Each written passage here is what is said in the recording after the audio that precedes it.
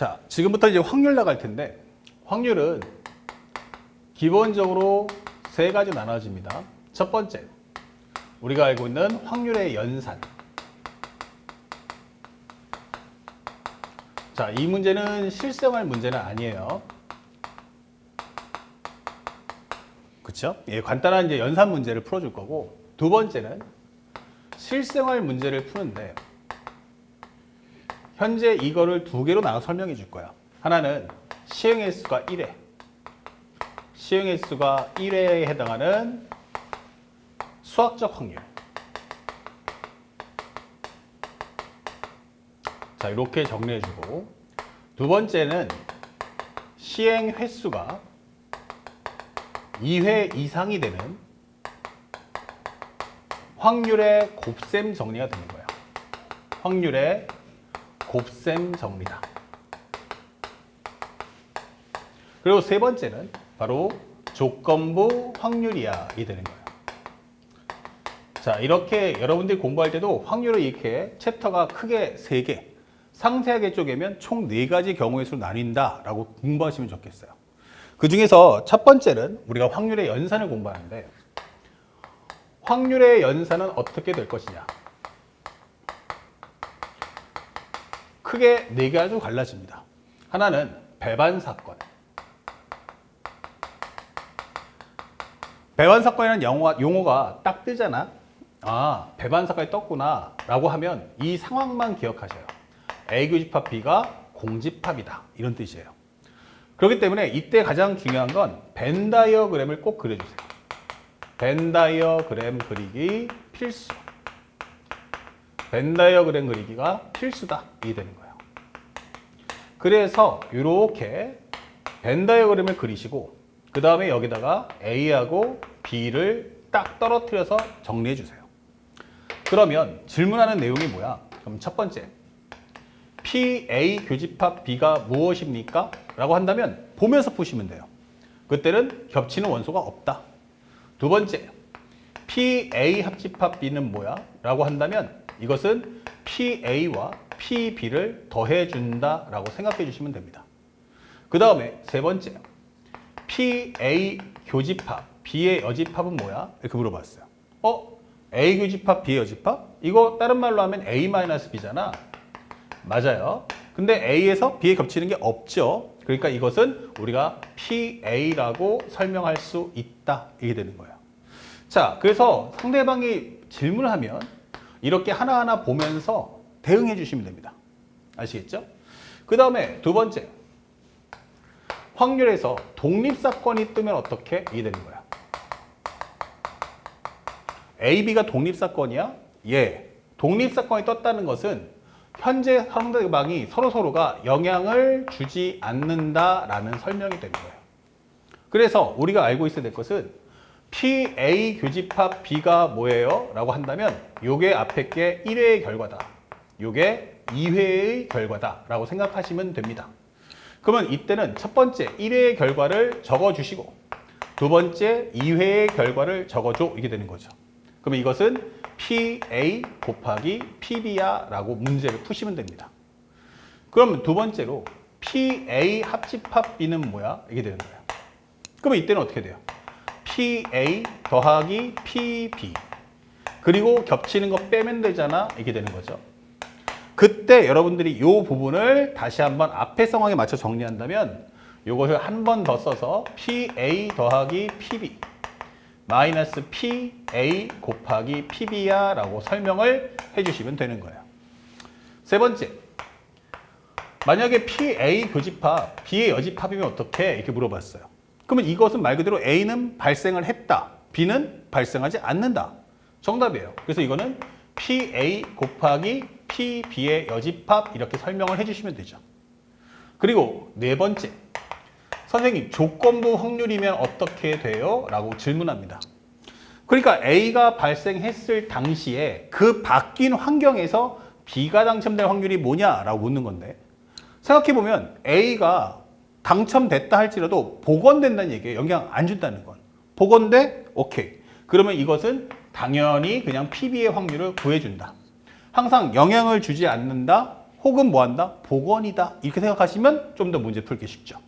그래서 이렇게 확률의 값을 정리해주면 된다. 그 다음에 세 번째.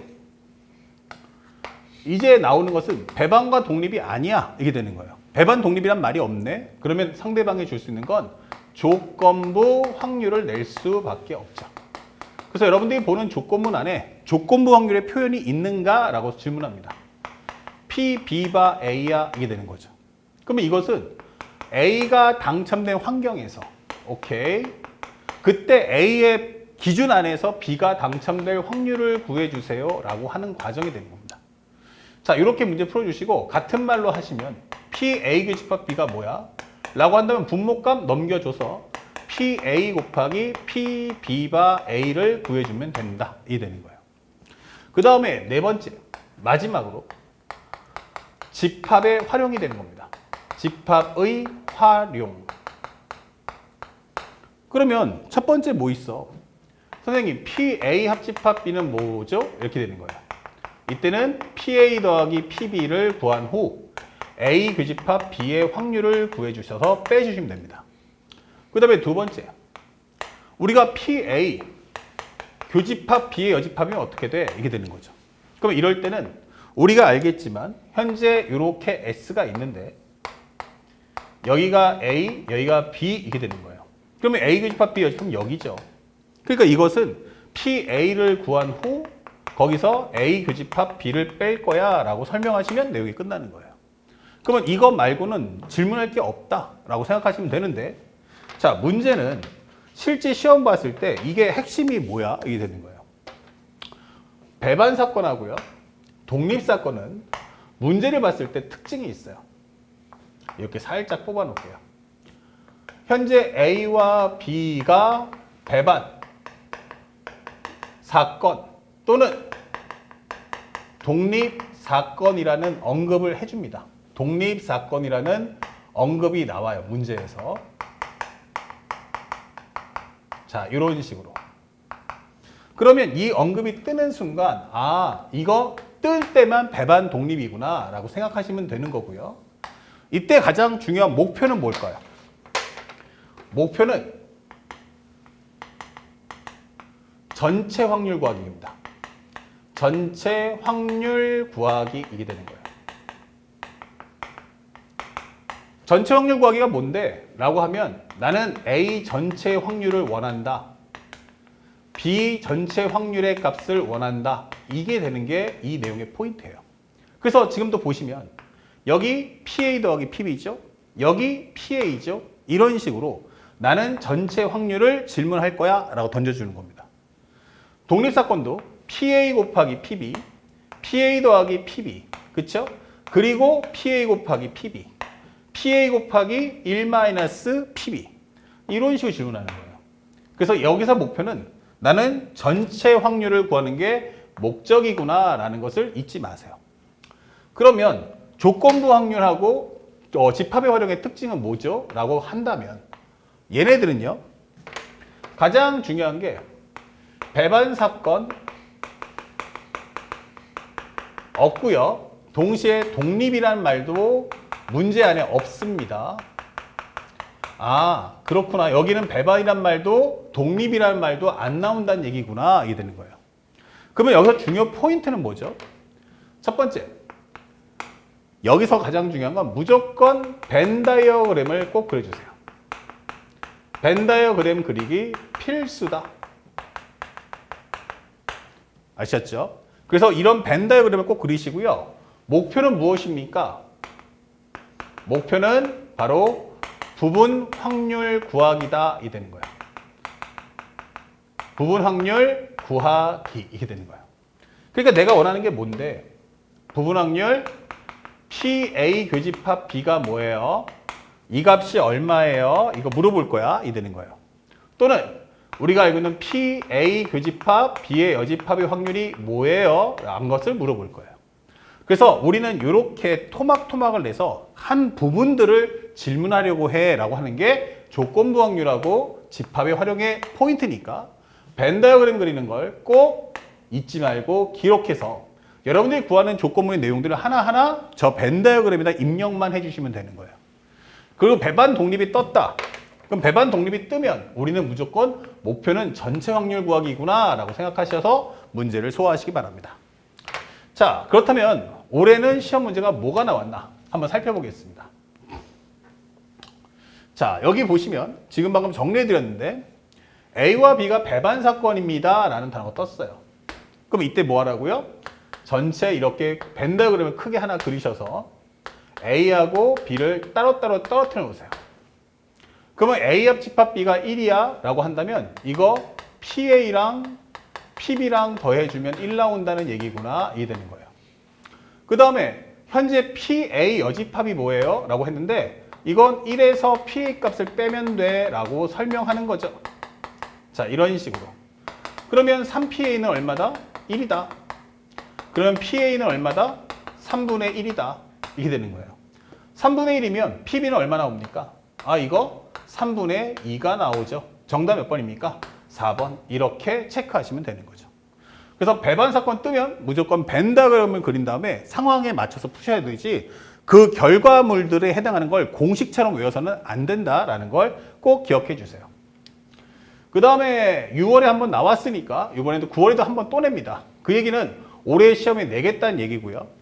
배반은 나왔고 현재 우리가 알고 있는 집합을 하고 나왔기 때문에 이걸 토대로 해서 올해 시험에는 독립사건이라든지 아니면 조건부 확률에 관련된 언급이 반드시 나올 거다라는 것을 꼭 기억해서 이 4종 세트에 관련돼서는 올해 한 문제가 반드시 나올 거다. 그러니까 꼭 이 네 가지를 완벽하게 점령해서 점수를 따시기 바랍니다. 자, 선생님은 뭐 할 거냐? 여기는 배반과 독립이란 말이 없어요. 그러니까 그냥 두 사건 A, B에 대해서 나왔어요. 그럼 이때는 나는 벤 다이어그램을 그릴 거고 이것의 내용을 쏟아 부을 거야. 이게 되는 거예요. 자, 확률값이 나왔는데 4분의 1과 6분의 5예요. 센스가 있다면 통분을 해놓읍시다. 여기는 12분의 10이다. 여기는 12분의 3이다. 이게 되는 거예요. 그러면 PA 합집합 B는 A 합집합 B면 여기서 요만큼의 전체 확률이 되겠지 라고 하는 거예요. 요것이 얼마다? 12분의 10 이게 되는 거고요. 그 다음에 여기서 말하고자 하는 것은 바로 뭐다? B-A를 해줘라. 그럼 여기가 얼마다? 여기가 바로 12분의 3이다 라고 설명해 달라는 거예요. 그러면 요만큼의 값은 얼마겠느냐 라고 물어본다면 여기 PA는 바로 얼마다? 12분의 간단하게 7이야 라고 설명할 수 있죠. 이렇게. 예. 자, 그래서 PA 여집합의 값은 얼마냐 라고 물어본다면 PA 여집합이란 그렇지 않아 라고 하기 때문에 12분의 5 정답 몇 번이다? 3번 이렇게 풀어내시면 되겠습니다. 어렵지 않죠? 점수를 주겠다고 하는 파트인 만큼 올해 6월과 9월에 똑같이 나왔어요. 그 얘기는 올해 중에도 이 컨셉은 그대로 출제하겠다는 메시지라는 걸 잊지 말고 이 매핑, 이 네 가지를 완벽하게 소화하시기 바랍니다. 자, 다음 실생활 문제 들어갑니다.